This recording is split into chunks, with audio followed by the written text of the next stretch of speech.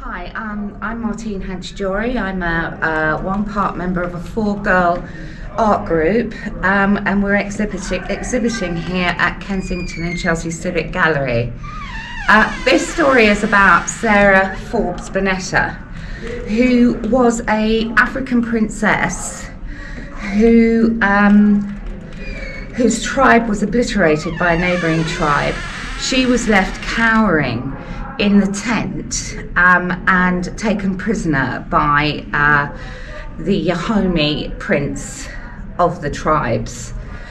This is my work expressing her feelings when she came out of the tent to find her whole family and her whole tribe completely obliterated. These are the work is in leather. These are her tears. And there's a skeletal background basically representing death, and the African patchwork quilt behind it represents the country, Ghana, and the gold is a nod to Queen Victoria, which we'll talk about in the next picture.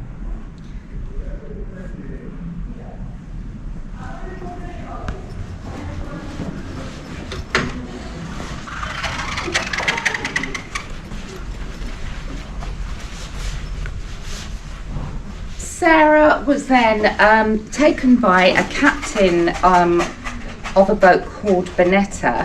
His name was Captain Forbes. He went to see the King of Dahomey and persuaded the King of Dahomey to give the princess to Queen Victoria.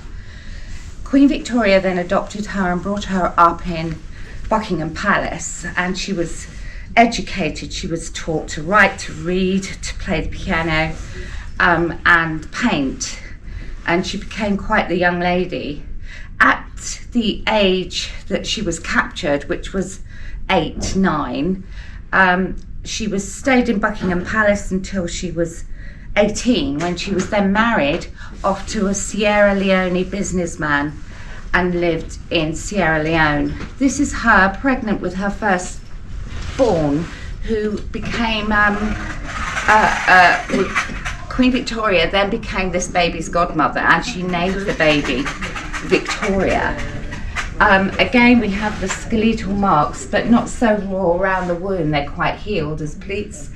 And then we have the royal colours in the background to represent her education. And again, the frame is a nod to Queen Victoria. We then move on to my self-portraits, which are the dolls here. These are me growing up in a mixed race community, and each doll has a kind of secret, if you like, story within my growing up education. I was always into fabrics, into bright dressings. These are all textile pieces, and of course the hair is quite glorious, because as a child my hair wasn't glorious. I was taken to the local barbers and I had my head shaved because Daddy didn't like the way I screamed when he brushed my hair. So we move on, and we move on to these other dolls. These dolls are a representation of my feelings growing up.